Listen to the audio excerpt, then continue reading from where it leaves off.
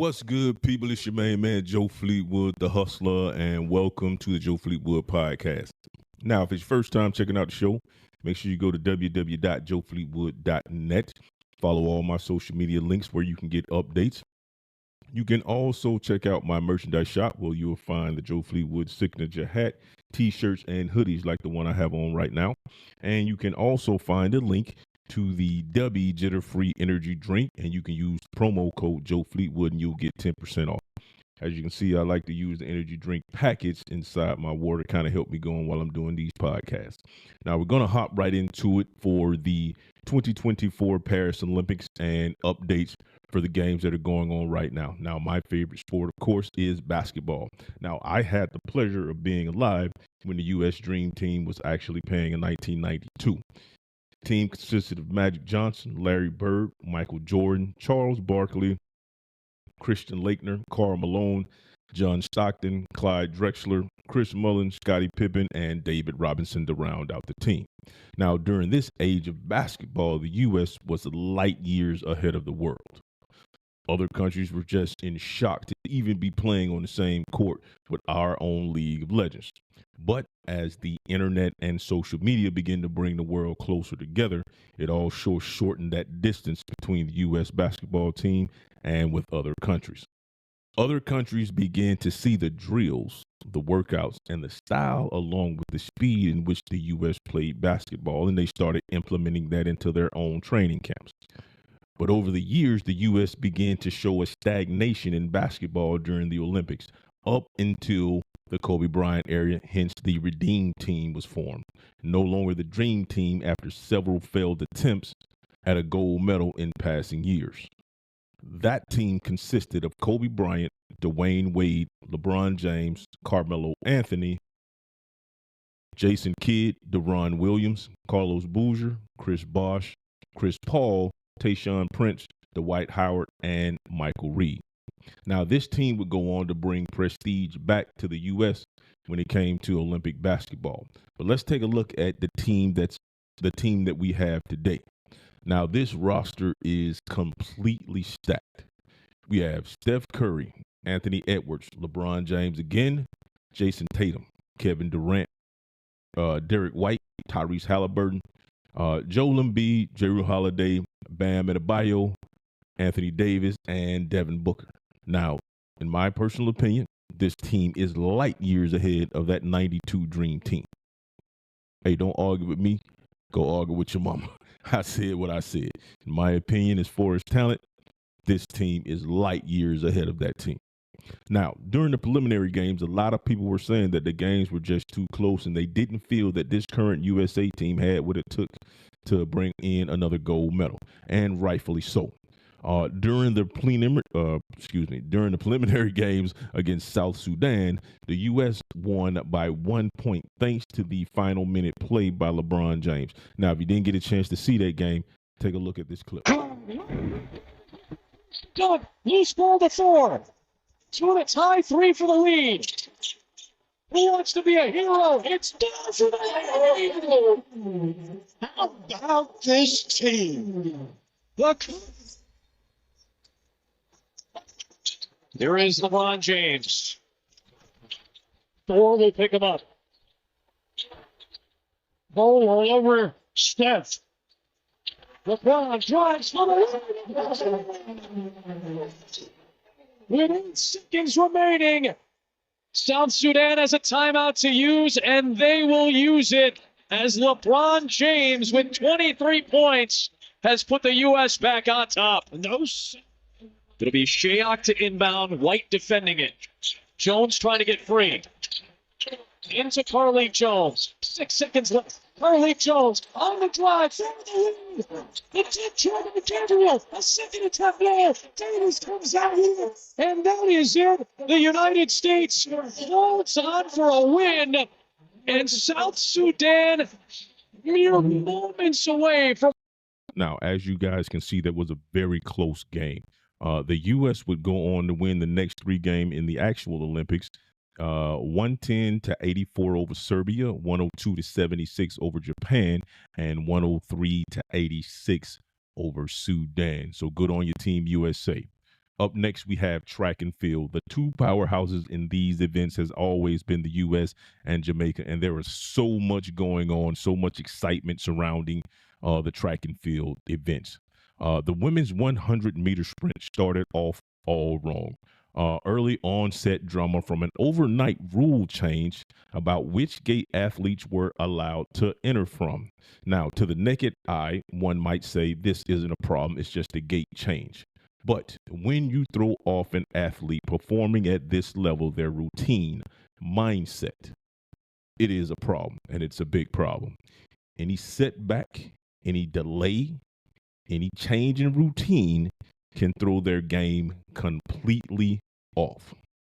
Now, Shelly Ann Fraser-Price, Sha'Carri Richardson were denied access through the warm-up gate, which is in question, which they had usually been entering, and they were not allowed to enter this time.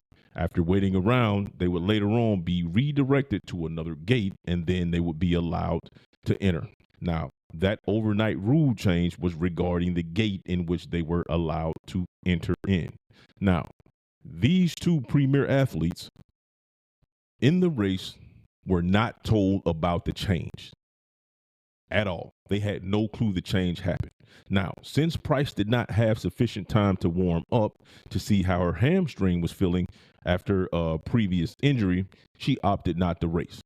Sha'Carri Richardson, who is our niece, I call her my niece if you don't, is the greatest comeback story, in my opinion, when it comes to perseverance. She decided to go ahead and race. Now, these other news outlets that I've been checking up on, they will point out every flaw, failure, and issue every single time this woman competes, and I am completely sick of it. Niece, you killed it out there. I'm super proud of you. You did your thing. Now, after a slightly slower reaction time in the beginning of the race, Sha'Carri was able to make up that time and outpace 5 of the 6 contestants to come in second place, bringing home the silver medal in the women's 100-meter sprint. Now, Julian Alfred of St. Lucia, she took the first place gold medal, and that was St. Lucia's first gold medal in the Olympics. Shout out to St. Lucia, and congratulations to Julian Alfred on her win. Now, if you didn't get a chance to actually see the race, let's go ahead. I got a clip for you. Check it out now. It's going to be a fresh podium. None of the Jamaicans from the Tokyo Games are racing. They're going to be fresh medal winners.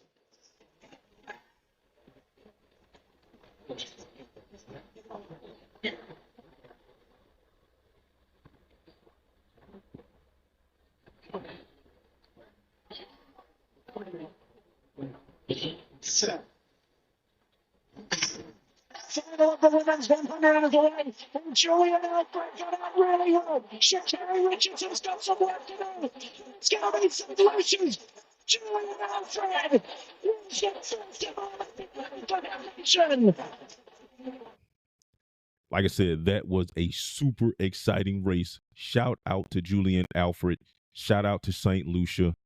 Sha'Carri Richardson, coming from a slow start, you did your thing. You were able to pull out a second place silver medal in the event. Super proud of you. I'll continue to watch you and support you from now until whenever. Now, let's move on to the men's track and field, where we have our very own Noah Lyles, who is no stranger to the Olympics.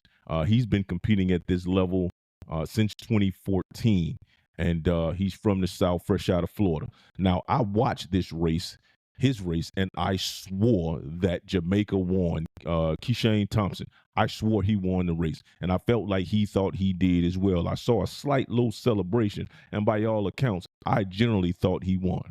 After a photo finish and a video playback, it was determined that Noah Lyles had won by what I believe was 5,000ths of a second, putting Keishane in second place. This was a great race. The two men actually went out, did their thing, and shout out to Jamaica and Keishane, and congratulations to our very own Noah Lyles. Now, what some of you may not know, the U.S. has not won this race in the last 20 years.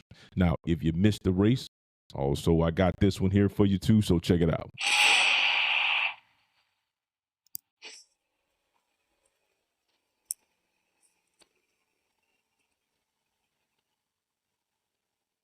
It's the Olympics of the men's 100 meters. There are 3 Americans in it: Noah Lyles, Kenny Bednarek, and Fred Curley. 6 of the 9 have Olympic experience, but maybe the favourite, Thompson of Jamaica, does not. It's his first Olympic Games. And Noah's quest to win the double, the 100-200, begins in earnest now.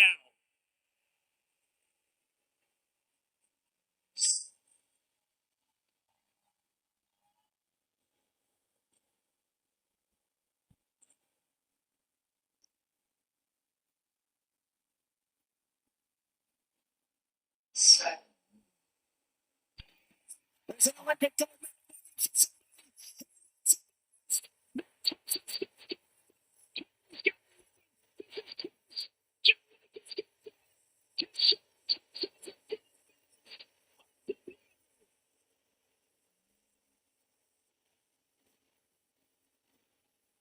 We thought it was going to take 7 to win. Guess what? He just ran 9.78. Was a lean at the tape by Thompson. Visually, we think he got it. They're working on the photo. Fred Curley pushed him all the way. Noah Lyles is looking anxiously. It's Lyles.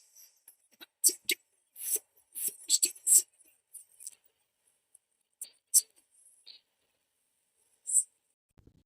Now, finally, on to the women gymnastics. Now, Simone Biles won gold medals in artistic individual all around, artistic team all around, and vault artistic gymnastics. It is safe to say that this woman is at the top of her game and is one of the best in the world. But in my opinion, with all of that success in Paris, this is not the best part of the story. The best part, in my opinion, is how she and Jordan Childs, who took the bronze medal in the Olympic artistic floor exercise, celebrated 2-time gold medalist from Brazil, Rebecca Andrade. Now, the 3 took an iconic picture praising her at the podium as the 2 praised her magnificent performance. And like I said, this is her 2nd time winning the event. If you guys didn't get a chance to see the picture, take a look right here or here, and you'll see the picture. So I want to say this picture shows so much respect, support, and sisterhood, and just all around good sportsmanship. Congratulations to our sister in Brazil, Rebecca Andrade, and her gold medal. And congratulations to our very own Simone Biles, like I said, who won 3 medals. That's it for the Joe Fleetwood podcast today. Like I said, this is just a short episode just to give you guys an update on the happenings in the 2024 Paris Olympics, man. To our team over in Paris, I am cheering for you guys. Congratulations and good luck to all the people who are participating in the upcoming events. Joe Fleetwood Podcast, www.joefleetwood.net.